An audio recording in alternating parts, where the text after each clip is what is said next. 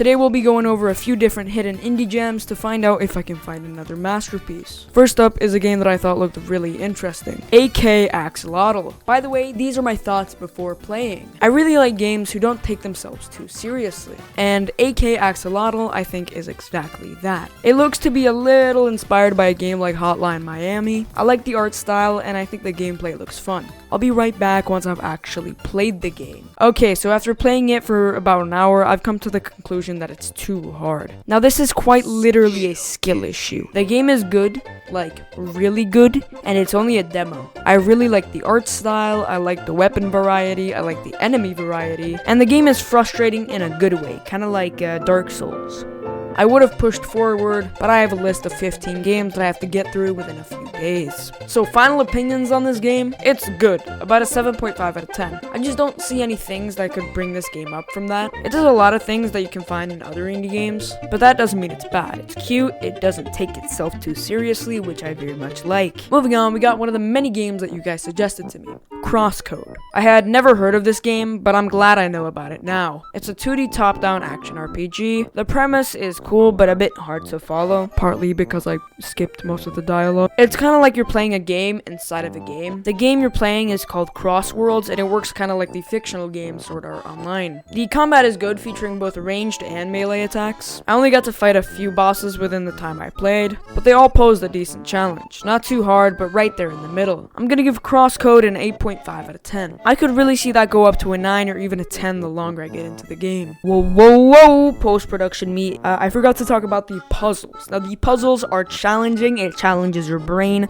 I'm a pretty, underdeveloped person, so I didn't get a lot of this stuff, but eventually I understood, and it's such a good feeling when you finally understand a puzzle that you've been stuck on for quite a while. The puzzles really elevate this game to something that I really haven't seen before. Now, I'm not usually a puzzle guy. I don't like when games focus on puzzles. A lot of my favorite games have puzzles involved, but this is very much a combat and puzzle game. It's not very normal that you see me give this like an 8.5. Next up, we got another one that you guys suggested. It's actually from the same person that suggested Crosscode, so Darkle's Sight, shout out to you. This next game is called Everhood. It's a rhythm game that I found pretty challenging. The art style is really cool, and yes, I'm gonna say that for every game because indie games have notoriously good art styles. The art style and character designs remind me a bit of Undertale. I didn't play it for that long, so I didn't get to soak up any lore information. But if I would watch like a breakdown of the lore, it would probably be like the most convoluted shit of all time. The game does have a cool rhythm system, but it gets repetitive after a while. For someone who loves rhythm games, that wouldn't be an issue. But for me, a person that isn't the biggest fan of rhythm games, my personal score is about a 6.5 out of 10. But if you do like rhythm games, I would say maybe an 8 out of 10. Coming up next, we got a game that you may or may not have heard about. The game is called Nobody Saves the World. Now, I didn't play this for too long. The concepts were cool, the art style was good, but the combat wasn't really my thing at all. The keybinds were also horrible.